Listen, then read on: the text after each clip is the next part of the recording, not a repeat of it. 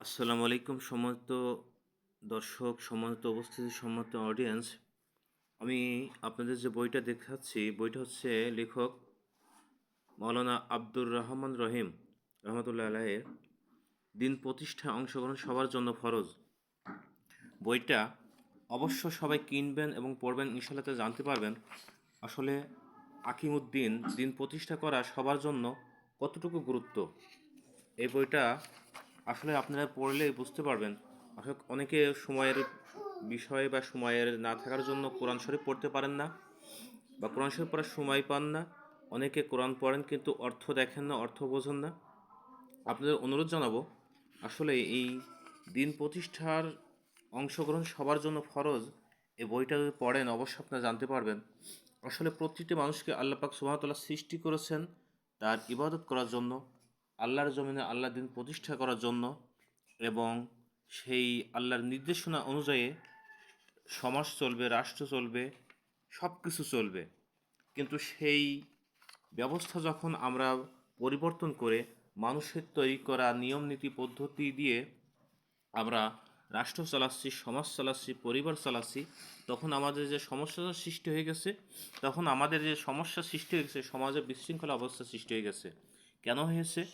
আমরা যখন আল্লাহ পাকের বিধানকে বাদ দিয়ে মানুষের তৈরি করা, মানুষের মন মস্তিষ্ক প্রসূত জ্ঞান দিয়ে রাষ্ট্র চালাচ্ছি, সমাজ চালাচ্ছি বা নিজে চলছি, তখন রাষ্ট্রে যেমন বিশৃঙ্খলা বা অস্থিতিশীল সৃষ্টি হয়ে গেছে। কারণ যে ক্ষমতায় আসছে সেই কি করছে, সেই আবার নতুন নতুন আইন তৈরি করছে, নিয়ম তৈরি করছে, যার যেমন ভালো লাগে সে তেমনভাবে আইন তৈরি করছে, বিধান তৈরি করছে। তার মানে কী হয়েছে? তার যাকে ভালো লাগছে তাকে শাস্তি দিচ্ছে, যাকে খারাপ লাগছে তাকে যাকে ভালো লাগছে তাকে উপরে উঠাই নিচ্ছে, যাকে খারাপ লাগছে তাকে শাস্তি দিচ্ছে। বিধানটা হয়ে গেছে, মানুষের যে আক্রোশ এখানে সে তৈরি করছে। কিন্তু একটা কথা ভাবতে হবে, এই এই ছোট্ট একটি চটি বই, এটা আপনি পড়লে বুঝতে পারবেন যে আসলেই যে দিন প্রতিষ্ঠা অংশগ্রহণ সবার জন্য ফরজ। এটা আসলে কুরআনুল কারিমের বিভিন্ন আয়াত এবং হাদিসের অসংখ্য হাদিস সম্মিলিত একটি বই। আপনারা যদি পড়েন অবশ্যই জানতে পারবেন যে আসলে দিন প্রতিষ্ঠা করা প্রতিটি মানুষের দায়িত্ব। কারণ আল্লাহ পাক মানুষকে সৃষ্টি করেছেন খলিফা হিসাবে। খলিফা মানে প্রতিনিধি হিসাবে। প্রতিনিধি মানে কি? আপনি আল্লাহর প্রতিনিধি। আল্লাহর প্রতিনিধিত্বের জন্য আপনাকে আল্লাহ দুনিয়াতে পাঠিয়েছেন, সৃষ্টি করেছেন। সেই আল্লাহর প্রতিনিধিত্ব বাদ দিয়ে যদি আপনি মানুষের প্রতিনিধিত্ব করেন, শয়তানের প্রতিনিধিত্ব করেন, তাহলে যেমনটি আপনার আমার জীবনে সুখ শান্তি আসতে পারে না, আল্লাহ তাআলার ইবাদত বন্দেগী হবে না, পরকালে হবে এর জন্য কঠিনতম শাস্তি। এজন্য আমার আপনার জানতে হবে যে আল্লাহ তাআলা মানুষকে সৃষ্টি করেছেন কেন? কেন পাঠাইলেন? ফেরেশতারা আল্লাহকে নিষেধ করলেন। তারপর আল্লাহ তাআলা বললেন যে আমি যা জানি তোমরা তা জানো না। আসলে সে জানাটা কি? সব কিছু জানতে পারবেন যদি আপনি কোরআনটা পড়েন। কিন্তু কোরআন তো আপনি পড়েন না, পড়তে সময় পান না, বা বাংলা অর্থ বোঝেন না, পড়ার সুযোগ পান না।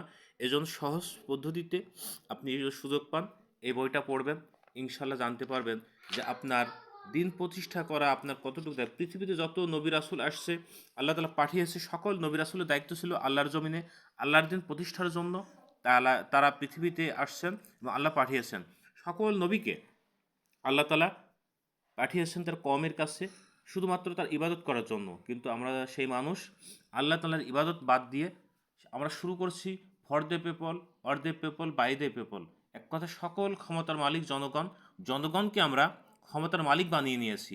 এজন্য আমাদের জীবনে সুখ নাই, সমাজের সুখ নাই, পরিবারের সুখ নাই, রাষ্ট্রে কোনো সুখ নাই। এজন্য সবাইকে উদাত্ত আহ্বান জানাবো, যদি কেউ সময় পান কুরআনুল কারিম পড়বেন, যদি সময় না পান অবশ্যই এই ছোটো ছোটো চটি বইগুলো আছে এগুলো পড়বেন, জানতে পারবেন যে আসলে আল্লাহ পাক সুবহানাহু ওয়া তাআলা কুরআনুল কারিমে কী বলতে চাচ্ছে, কী বলেছে, কী বুঝাইছে।